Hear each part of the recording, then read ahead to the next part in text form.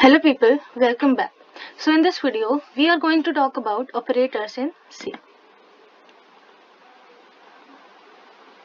Before moving forward, let us first understand the difference between an operator and an operand.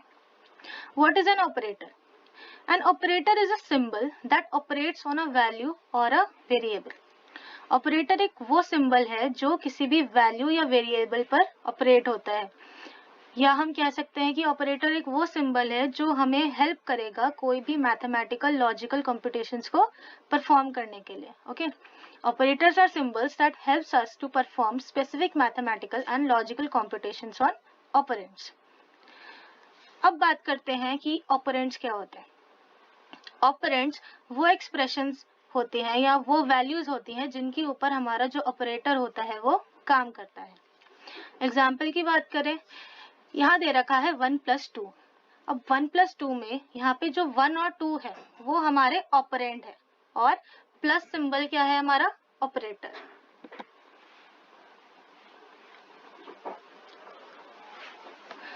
Now let us talk about types of operators in C. So there are basically 8 types of operators in C.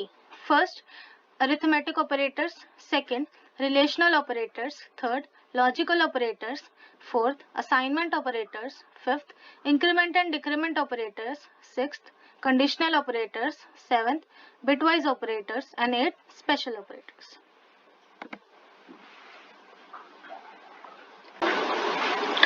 So now first let us talk about arithmetic operators.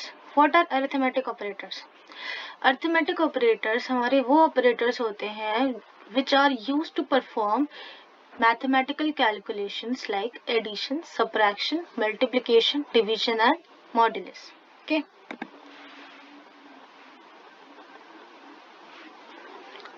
Now let us look at this piece of code. Here int a is equal to 9, b is equal to 4 and c. Firstly, the sum a plus b is stored in C. Printf a plus b equal to %d slash n comma c. इसका क्या output आएगा? इसमें जो a plus b होगा उसका जो result होगा वो हमारा C में स्टोर हो रखा है, तो a plus b equal to हमारा सम आएगा. Okay, that is 9 + 4 equal to 13. Second दे रखा है C equal to a minus b. That is a minus B का जो डिफरेंस होगा वो C में स्टोर्ड होगा. आउटपुट क्या आएगा इसका? इसका आउटपुट आएगा 9 - 4 equal to 5. Okay, printf a minus B equal to %d slash n comma c. यहाँ पे a माइनस बी का जो डिफरेंस होगा वो हमारा प्रिंट हो जाएगा. थर्ड में दे रखा है multiplication of a and b. The result is stored in C. So printf the multiplication of a and b is equal to %d slash n comma c. Okay, so here the multiplication result will be shown. Okay, that is 9 into 4 equal to 36. Then in next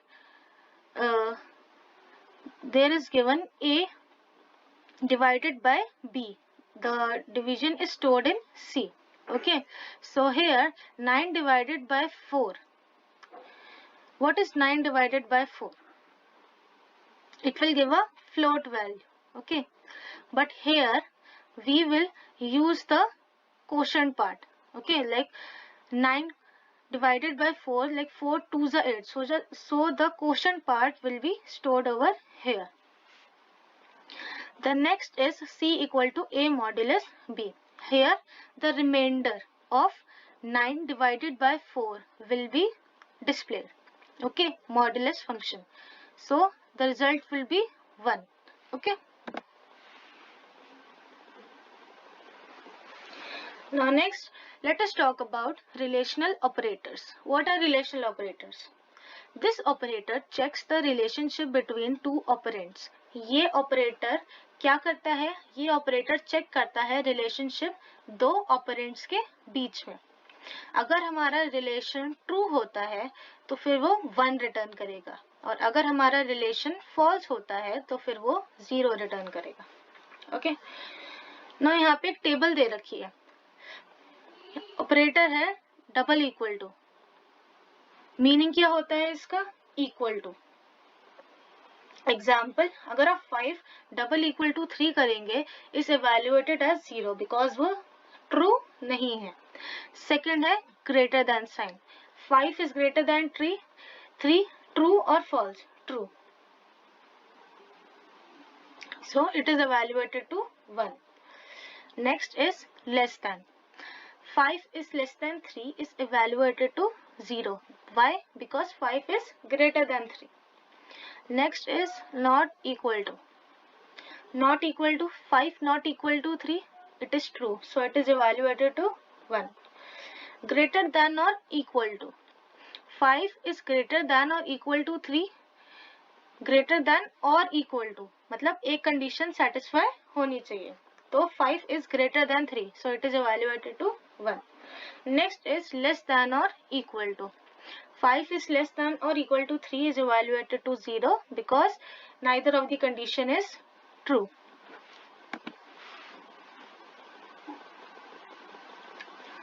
Okay, so now let us look at this code.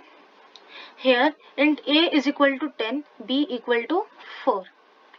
First let us see the greater than example. If a is greater than b, printf a is greater than b, else a is less than or equal to b.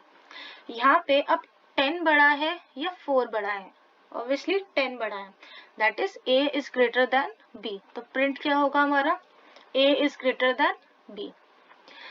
Now next example is greater than equal to. If a is greater than equal to b, a is greater than or equal to b, वो हम print करेंगे, else printf a is less than b. अब यहाँ पे a हमारा 10 है, is 10 greater than or equal to 4? Yes, 10 is greater than 4. So यहाँ पे हमारा क्या प्रिंट होगा, a is greater than or equal to b. Next example है हमारा लेस देन एग्जाम्पल. यहाँ पे if a is less than b, printf a is less than b, else a is greater than or equal to b. 10 छोटा है 4 से, नहीं, तो यहाँ पे हमारा क्या प्रिंट होगा, a is greater than or equal to b. Next है less than or equal to के लिए. if a is less than equal to b, printf a is less than or equal to b, else printf a is greater than b. a कितना है हमारा 10, is 10 less than equal to b, false, तो यहाँ पे क्या print होगा, a is greater than b. Now next is equal to. if a equal to b, is 10 equal to 4, false, तो यहाँ पे क्या प्रिंट होगा, a and b are not equal. Next है not equal to. यहाँ पे is 10 not equal to b, yes 10 is not equal to b, so print क्या होगा हमारा, a is not equal to b. Next let us talk about logical operators. What are logical operators? An expression containing logical operators return either 0 or 1 depending upon whether expression results true or false.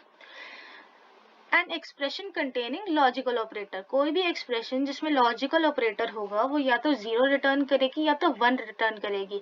वो किस पे depend होगा, वो depend होगा कि expression का जो result है वो हमारा ट्रू है या फॉल्स है. लॉजिकल ऑपरेटर्स हम लोग क्यों यूज करते हैं, डिसीजन मेकिंग में, सी प्रोग्रामिंग में हमें कोई डिसीजन मेकिंग करनी हो उसके लिए हम लोग लॉजिकल ऑपरेटर्स का यूज करते हैं. अब यहाँ पे ऑपरेटर्स कौन कौन से होते हैं, पहला होता है logical and, true only if all operands are true, अगर सारे ऑपरेंड्स ट्रू होंगे तभी ये ट्रू होगा. Okay, if c equal to 5 and d equal to 2, then expression c equal to 5 logical and d greater than 5 equal to 0. If c equal to 5 and d greater than 5, is d greater than 5? No, d is not greater than 5, so it equals to 0. Second is logical or, true if either one operand is true.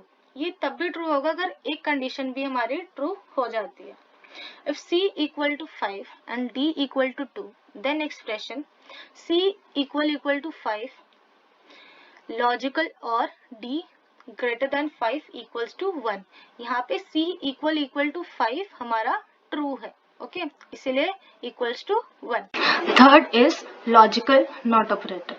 Logical not operator में क्या होता है कि हमारी जो condition है, अगर हमारी कंडीशन फॉल्स होगी तो वो उसको मतलब वो ट्रू बन जाएगी, ठीक है, और अगर हमारी कंडीशन ट्रू होगी तो फिर वो फॉल्स बन जाएगी।